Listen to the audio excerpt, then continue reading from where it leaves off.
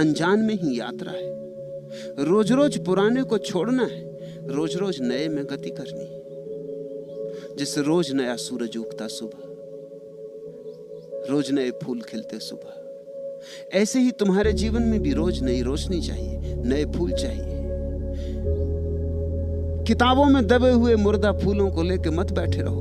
तुम्हारी स्मृतियां किताबों में दबे मुर्दा फूल हैं। अतीत के साथ मत उलझे रहो, सुविधापूर्ण है। साहस की कोई जरूरत नहीं है अतीत के साथ जीने में। कमजोर के लिए बड़ी सुरक्षा है। लेकिन अतीत में ही डूबे रहना तो फिर विकास कैसे करोगे, विकसित कैसे होगे?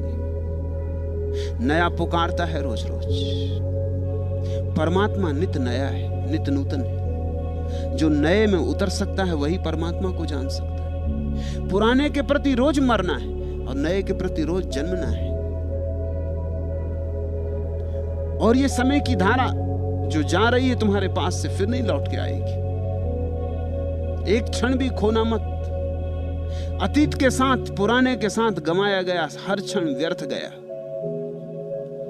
हे मन के अंगार, अगर तुम लौ न बनोगे, छार बनोगे। जल्दी करो। अगर तुम्हारा जीवन एक ज्योति नहीं बन सकता है, अगर अंगार लपट के लौ नहीं बन सकता है, तो जल्दी ही राख हो जाए। फिर एक अवसर गया। ऐसे ही बहुत अवसर तुमने खोए, अब इस अवसर को मत खो। मेरे साथ होने का पूरा लाभ ले लो। हे मन के अंगार, अगर तुम लौ न बनोगे, छार बनोगे। जो न करेगा सीना आगे, पीठ उसे खींचेगी पीछे। जो ऊपर को उठ न सकेगा, उसको जाना होगा नीचे। अस्थिर दुनिया में थिर होकर कोई वस्तु नहीं रहती है। हे मन के अंगार, अगर तुम लौ न बनोगे, छार बनोगे। ध्यान रखना, यहां कुछ भी थिर नहीं है। या तो आगे जाओ या पीछे जाओ, जाना तो पड़ेगा ही। वैज्ञानिक कहते हैं थिर होना असंभव है, कोई चीज स्थिर नहीं है। या तो रोज रोज नए जीवन में प्रवेश करो, या रोज रोज पुरानी मृत्यु में दबते जाओगे। छोड़ो भय, भय से भर भय करो और किसी चीज से भय मत करो। जलना अर्थ उन्हीं का रखता जो कि अंधेरे में खोयों को हाथों के ऊपर अवलंबित आकुल संकित दृक कोयों को आशा का आश्वासन देकर जीवन का संदेश सुनाते। जो न किरण की रेख बनोगे, धूल धुएं की धार बनोगे। हे मन के अंगार, अगर तुम लौ न बनोगे, छार बनोगे। हृदय मिला है, उसमें चाहो तो सारा संसार बसा लो। जिसका चाहो जी बहलाओ, जिससे चाहो जी बहलाओ। कंठ मिला है जो भीतर से उठता है बाहर बिखराओ। भार बनोगे मन के ऊपर, जो न सहज उद्गार बनोगे। हे मन के अंगार, अगर तुम लौ न बनोगे, छार बनोगे।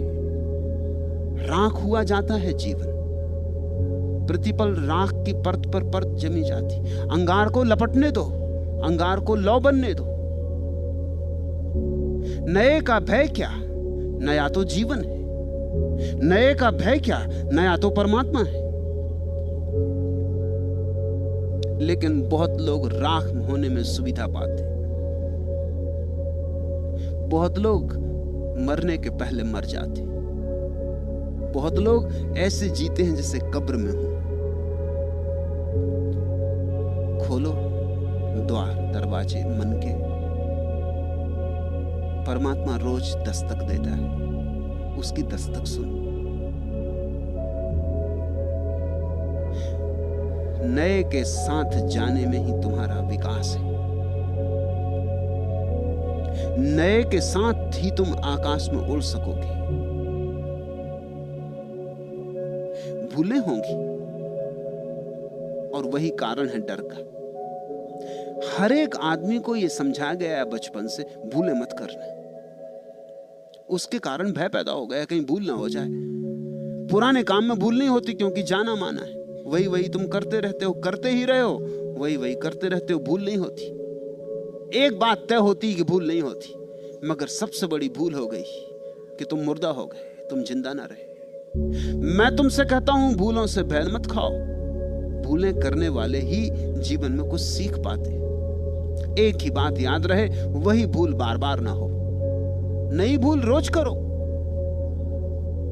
नई भूल इजाद करो,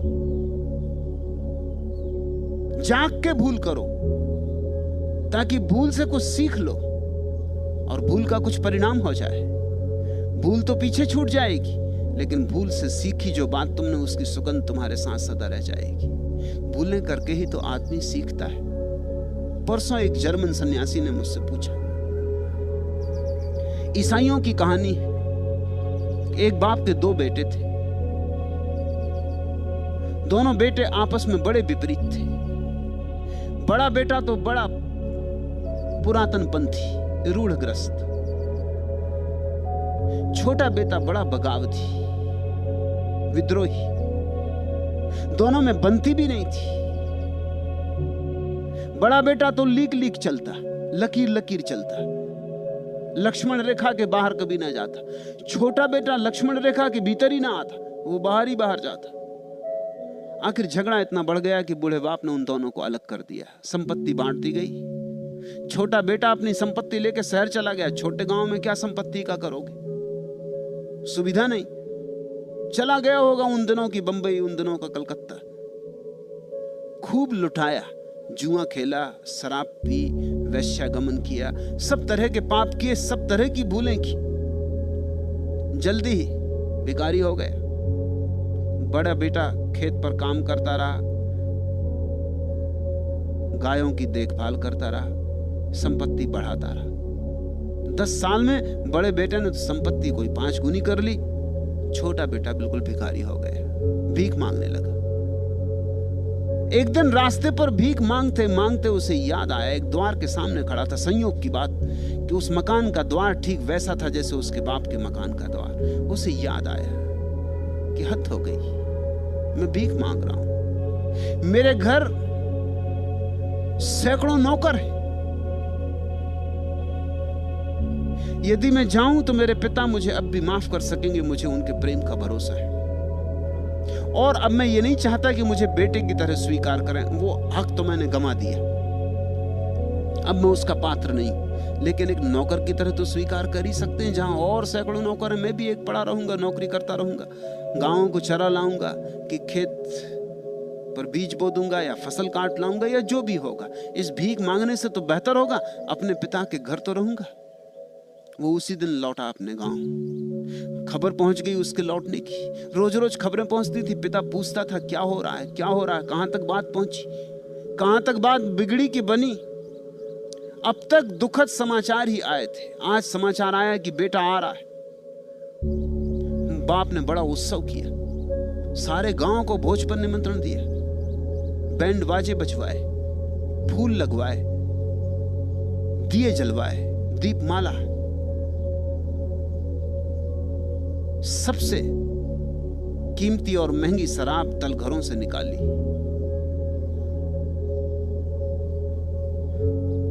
बहुमूल्य से बहुमूल्य भोजन तैयार करवाए।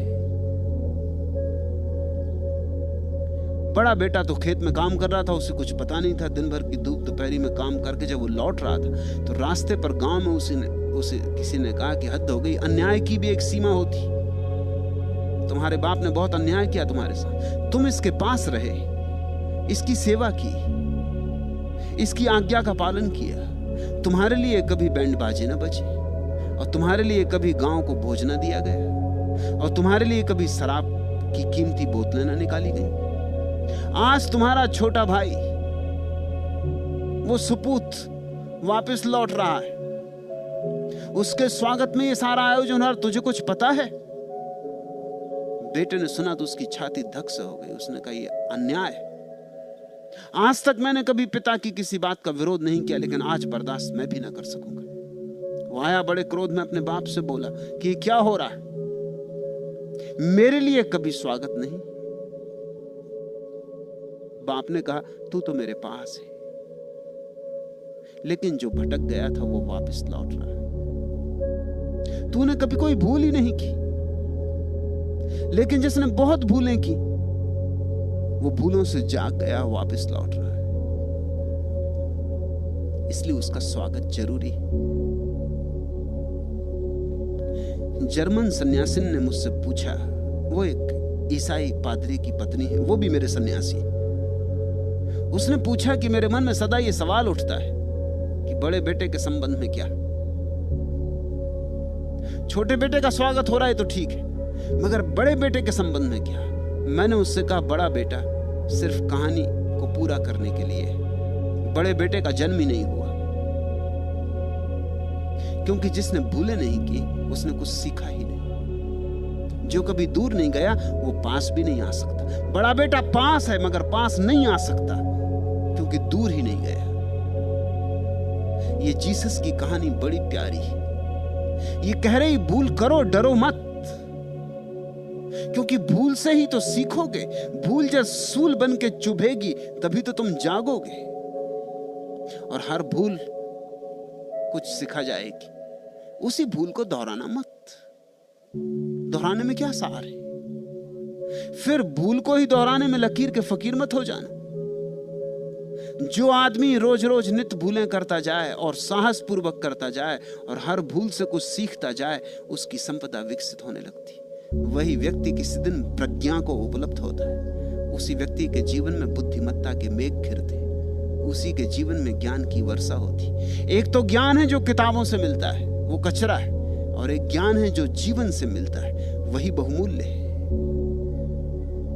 तुम ध्यान रखना, जिसने पाप ठीक से नहीं पहचाना, वो कभी पुण्य को नहीं पहचान पाएगा। और जिसने संसार को ठीक से नहीं देखा, वो परमात्मा के पास नहीं आ पाएगा। ये संसार परमात्मा के पास आने के लिए ईजाद की गई भूल है। ये परमात्मा के द्वारा ही ईजाद की गई भूल है। ये उपाय है, ये अवसर है तुम्हें भटकाने का, तुम्हें भुलाने का। और तब भूल भूल के तुम जब याद करोगे, चूक चूक के जब तुम फिर वापस लौट आओगे, तो हर बार तुम्हारी प्रौढ़ता बढ़ेगी, हर बार तुम्हारा केंद्रीकरण बढ़ेगा, हर बार तुम्हारी चेतना ज्यादा प्रखर होती जाएगी। ध्यान रहे, हे मन के अंगार, अगर तुम लौ न बनोगे, छार बनोगे। जो न करेगा सीना आगे, पीठ उसे खींचेगी पीछे। जो ऊपर को उठ न सकेगा, उसको जाना होगा नीचे। अस्थिर दुनिया में स्थिर होकर कोई वस्तु नहीं रहती है। हे मन के अंगार, अगर तुम लौ न बनोगे, छार बनोगे। जो न किरण की रेख बनोगे, धूल धुएं की धार बनोगे।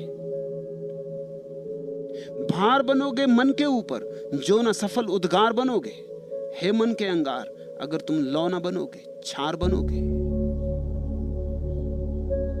भूल से भयभीत ना हो, वही भय है कि कहीं भूल ना हो जाए। इसलिए घर के भीतर छिपे रहो, गोबर गणेश बने बैठे रहो, कहीं भूल ना हो जाए। मैं तुमसे कहता हूं, भय छोड़ो, निकलो घर के बाहर। भूलें होने दो, बस एक भूल दोबारा ना हो, इतना स्मरण रहे। जल्दी ही भूलें चुक जाएंगी और जल्दी ही तुम पाओगे सद्य स्नात, ताजे तुम हो गए, अभी अभी नहाए तुम हो गए। और तब जीवन एक नया ही आविर्भाव लेता है, एक नया रंग। जीवन एक नई धुन लेता है, एक नया गीत। जीवन आनंद बन जाता है। जीवन के उस आनंद बन जाने का नाम ही ईश्वर का अनुभव है।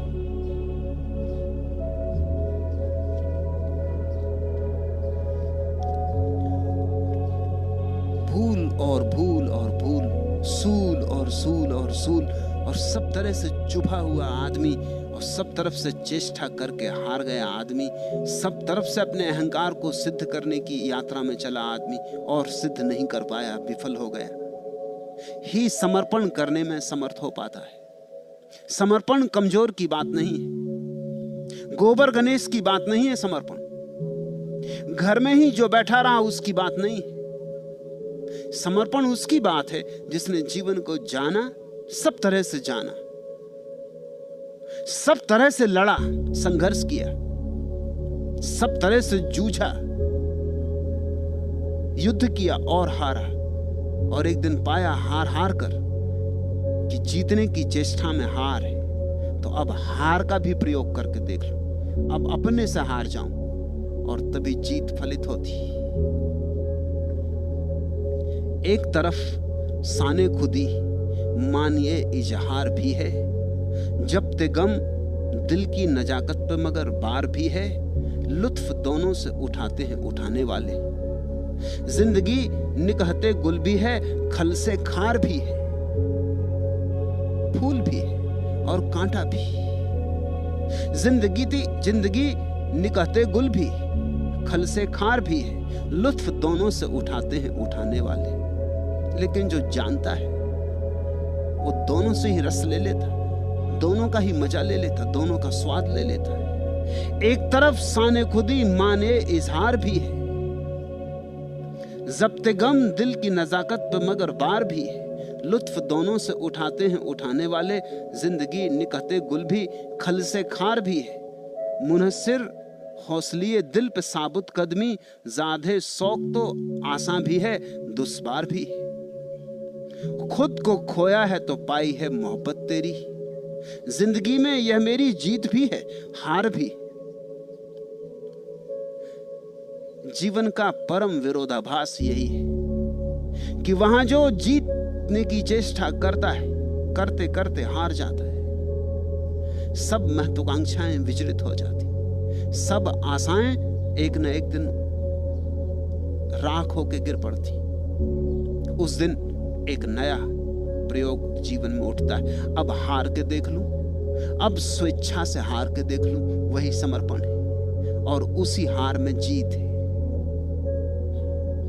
वाण विद्ध मरालसा में आ गिरा हूं अब तुम्हारी ही शरण में। बादलों के देश तक जब चढ़ गया था, जानता था लौट आना, जानता था है असंभव नीड़ बिजली की लताओं पर बनाना। मैं गगन को भूमि की आकांक्षाएं कुछ बताना चाहता था। वाण विद्ध मरालसा में आ गिरा हूं अब तुम्हारी ही शरण में, किंतु पश्चाताप करने के लिए तो मैं नहीं तैयार होता। नभ न मुझको खींच लेता तो धरा के वास्ते में भार होता। सिद्ध गिरकर कर दिया मैंने कि अपनी शक्ति भर ऊपर उठा मैं। आज कमजोरी नहीं कुव्वत बड़ी मेरी तुम्हारे जो चरण में। वाण विद्ध मरालसा में आ गिरा हूं अब तुम्हारी ही शरण में। कामना मेरी बड़ी मुझसे कि उससे मैं बड़ा यह जानना था। आदमी के तन नहीं मन हौसले का कद मुझे पहचानना था। रेख लोहू की लगाकर आ रहा हूं मैं अधर की मेखला पर। शक्ति अंबर में परीक्षित भक्ति की लूंगा परीक्षा मैं धरणी में। वाण विद्ध मरालसा में आ गिरा हूं अब तुम्हारी ही शरण में। उड़ो जितने दूर तक उड़ सको, जाओ जितने दूर परमात्मा से जा सको।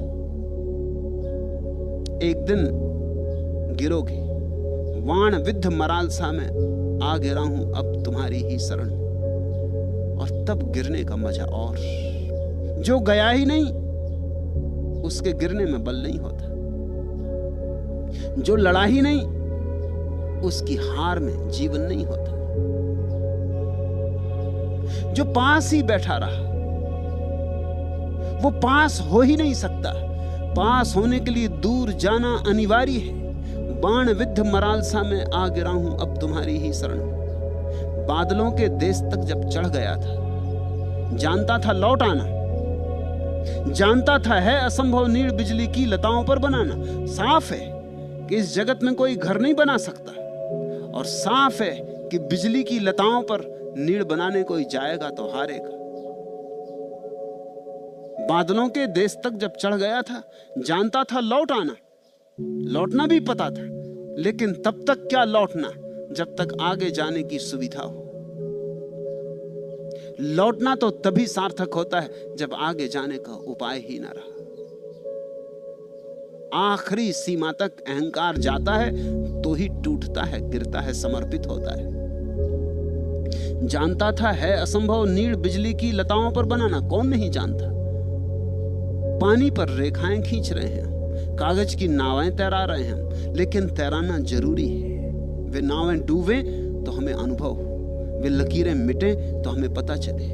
मैं गगन को भूमि की आकांक्षाएं कुछ बताना चाहता था। वो जो दूर उड़ रहा था आकाश में, इस भूमि की आकांक्षाओं की खबर आकाश को देना चाहता था। किंतु पश्चाताप करने के लिए तो मैं नहीं तैयार होता। समझ लेना ये बात, जो सच में ही जीवन को जीकर जीवन में जाग कर लौटे हैं उन्हें पश्चाताप नहीं होता। वो परमात्मा से ये नहीं कहते कि हम पश्चाताप कर रहे हैं, कि हमसे भूले हुए। पश्चाताप क्या? क्योंकि उन्हीं भूलों के कारण तो परमात्मा मिला। पश्चाताप कैसा? अंधेरे में गए, अंधेरे को भोगा, उसी से तो प्रकाश की तलाश पैदा हुई। पश्चाताप कैसा? पाप किया, उसी पाप से तो पुण्य की यात्रा शुरू हुई। पश्चाताप कैसा? इसलिए मैं तुमसे कहता हूं, पश्चाताप मत करना। पश्चाताप करने की कोई जरूरत ही नहीं।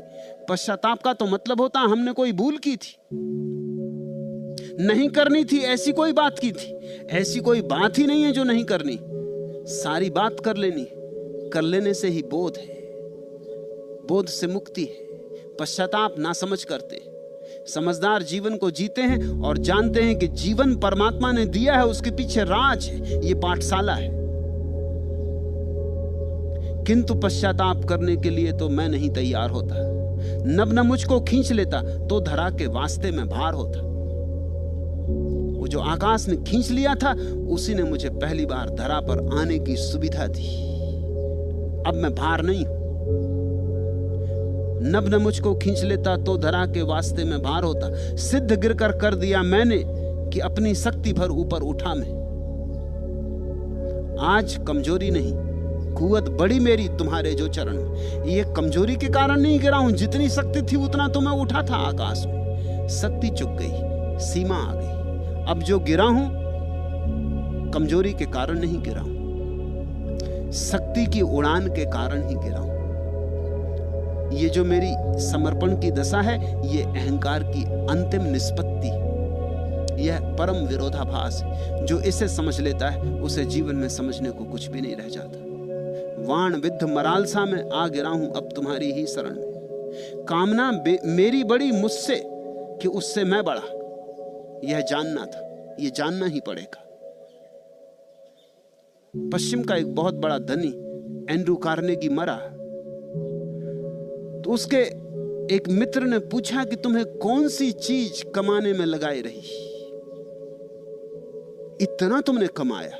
कहते हैं सबसे बड़ा धनपति था वो, सारी पृथ्वी का। कोई 10 अरब रुपया छोड़ के मरा। कौन बात तुम्हें दौड़ाती रही? 24 घंटे धन में ही लगा था। और एक सीमा आ जाती, उसके बाद धन का कोई मूल्य नहीं होता, क्योंकि जितना ज्यादा धन होता उतना मूल्य कम होता जाता। ख्याल रखना, लॉ ऑफ डिमिनिशिंग रिटर्न्स।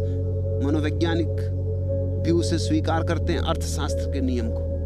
तुम्हारे पास जब 1 रुपया होता है तो उस 1 रुपये की कीमत ज्यादा होती है। जब तुम्हारे पास 1000 रुपये होते हो, फिर 1 रुपया होता, उस 1 रुपये की कीमत बहुत कम होती।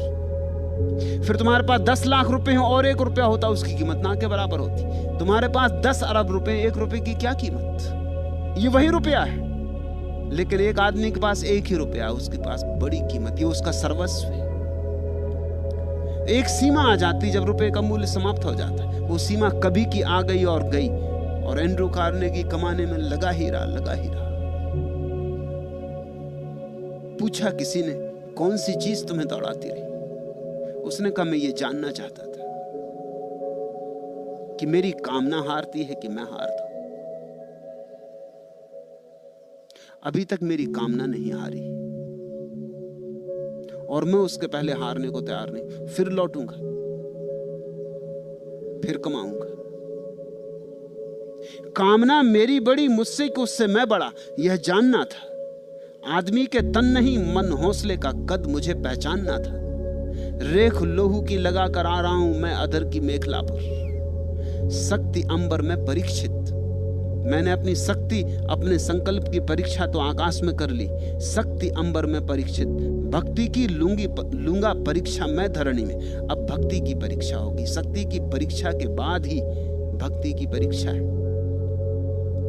संकल्प की परीक्षा के बाद ही समर्पण की परीक्षा है। शक्ति अंबर में परीक्षित, भक्ति की लूंगा परीक्षा मैं धरणी में, वाण विद्ध मरालसा में आ गिरा हूं अब तुम्हारी ही शरण में। भय न करो, जीवन को जियो, ये परमात्मा का वरदान है। रोज रोज जियो, गहनता से जियो, सघनता से जियो, जरा भी भय न करो, अभय होकर जियो।